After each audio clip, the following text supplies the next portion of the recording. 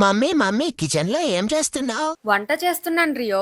నా కోసం ఏమైనా ప్రిపేర్ చేస్తున్నావా? లేదు రియో, కర్రీ వండుతున్నాను. చికెన్ వండొచ్చు కదా మమ్మీ. రియో, నన్ను పని చేసుకోనివ్వు, విసిగించుకో. సర్లే, సైలెంట్ గా చూస్తా మమ్మీ, అలా చేయకుండా. వీడు ఇలానే ఉంటాడు గాని మనం ప్రాసెస్ లోకి వెళ్ళిపోదాం. ఏం వండుతున్నావో చెప్పు మమ్మీ. బెండకాయ పులుసు వండుతున్నాను రియో. అవునా, ఏది చూపించావు? ఇదిగో చూడు.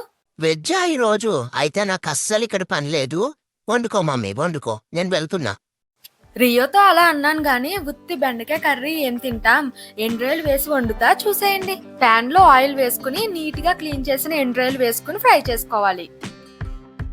ఇప్పుడు కట్ చేసిన ఆనియన్స్ యాడ్ చేసి ఆనియన్స్ మగ్గే వరకు కుక్ చేసుకుని పచ్చిమిర్చి, కరివేపాకు, టమాటోస్ యాడ్ చేసి ఒకసారి కలుపుకుని మూత పెట్టేసి టమాటో మగ్గే వరకు కుక్ చేయాలి.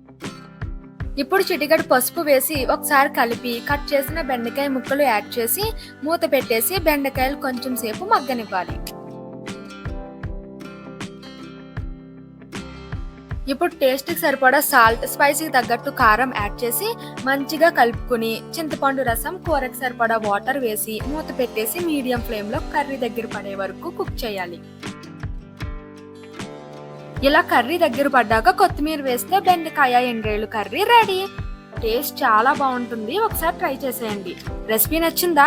నచ్చితే సబ్స్క్రైబ్ చేసి మీకు కావలసిన వాళ్ళకి షేర్ చేసి రెసిపీ ఎలా ఉందో కామెంట్ చేసేయండి. ఈ రోజుకింతే, మళ్ళీ కలుద్దాం, బాయ్.